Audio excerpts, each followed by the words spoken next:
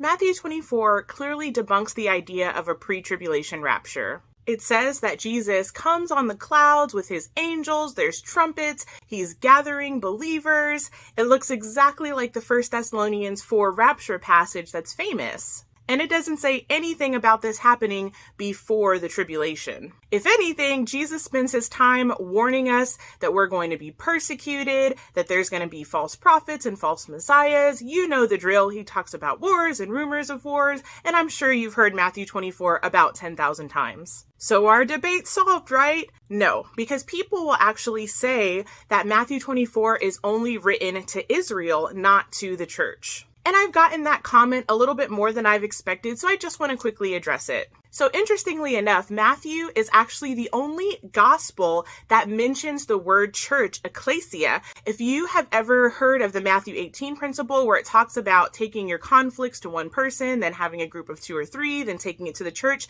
that's where that comes from. Or I'm sure you've heard the passage that talks about, Peter, on this rock, I'll build my church. And of course, we learn about the practice of communion from the book of Matthew, and we learn about the Great Commission and the Beatitudes. I could go on and on. So it seems a little bit odd to say suddenly, once we get to Matthew 24, that debunks a pre-trib rapture, that now the book of Matthew is not for Christians. The problem is also that the Bible doesn't actually support this theory at all. If you lined up all of the famous rapture passages and put Matthew 24 by them, I guarantee you would say, oh, that's talking about the same thing. This is the rapture of the church. But because of the timing of the events, people conveniently say, oh no, that's a far off second coming. Now, weirdly enough, they say that Matthew 24 is the same event as Revelation 19, the Battle of Armageddon, but then if you line those two passages up, they look nothing like each other. In Revelation 19, Jesus is on a horse, the armies behind him are on horses,